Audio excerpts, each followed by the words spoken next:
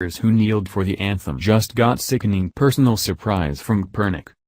In case you were wondering, there are still NFL players out there kneeling during the national anthem. The league has effectively decided to take action against the kneeling players by not taking action. And so goes the NFL as it plunges into a probable death spiral.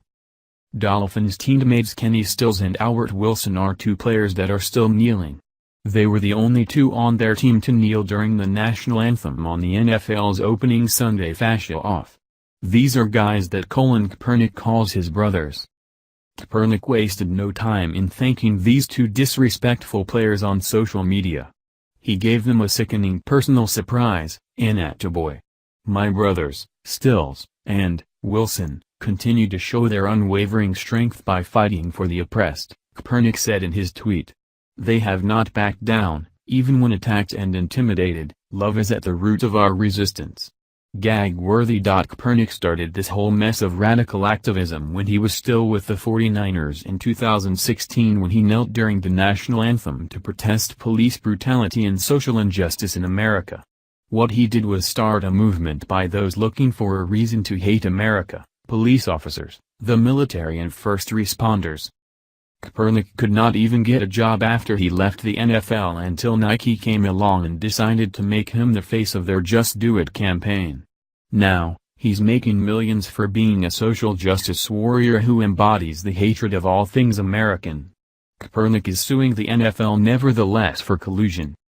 Kaepernick's message via Nike, believe in something, even if it means sacrificing everything, is hypocritical in the extreme. It mocks the true sacrifice of military veterans and police officers who literally gave it all by laying down their lives for us. Kaepernick hasn't sacrificed anything. From ABC News. On Sunday, Kaepernick's message got through to his friends in Miami. I know he has our back, Stills said. Really, there has been a huge difference between when we first started protesting and now. A lot of people are reaching out and supporting us. So I really appreciate that. To everybody out there, let's keep doing our best to make positive change and have these conversations and make our country a better place. While Stills and Wilson were kneeling during the anthem, teammate Robert Quinn raised his fist. Niners receiver Marquise Goodwin did the same as San Francisco's game at Minnesota. In Los Angeles, Chargers left tackle Russell Okung raised his fist. Broncos receiver Demaryius Thomas and linebacker Brandon Marshall, and Seahawks linemen Wayne Brown and Quinton Jefferson, retreated to their respective tunnels while the anthem played. At the peak of the anthem protests, as many as 200 players would partake. On most weeks last year, the Seahawks led the way with the most players doing something to make a statement. Though that number had fallen to 2 to start 2018, Brown wasn't worried. I made my decision. That was my decision, he said. I wasn't paying attention to see what other teams or other players are doing.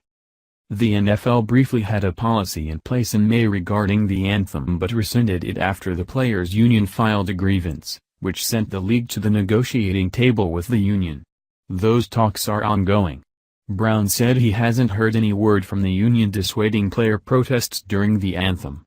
I don't think that would be the best idea to try to get people to move on from it, he said.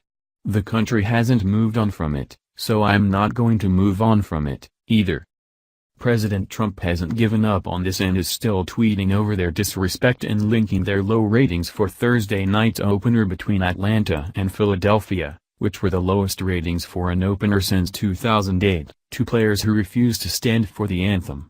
If the players stood proudly for our flag and anthem, and it is all shown on broadcast, maybe ratings could come back? Otherwise worse. Trump tweeted. The president is, of course, right about this, but the NFL is as tone-deaf as Nike, and in the end, this is going to bite them in the you-know-what. Both CBS and Fox, which carried Sunday afternoon's games, have said they did not plan on televising the anthem. Personally, I think that is a huge mistake as well. Like many Americans, I have since sworn off football. But if I were going to watch, I'd want to know who was kneeling so I could act accordingly. NBC did show the anthem on Thursday night but not before Sunday night's Bears-Packers game, and no players knelt or protested in other ways. That even included Malcolm Jenkins of the Eagles. Last season, he raised his fist during the anthem. During pre-game warm-ups, he wore a shirt that read "Cash bail equals poverty trap." Jenkins, who is a founder of the Players Coalition which was formed to tackle issues similar to those Kaepernick is concerned about, said he would like to move the focus away from the anthem.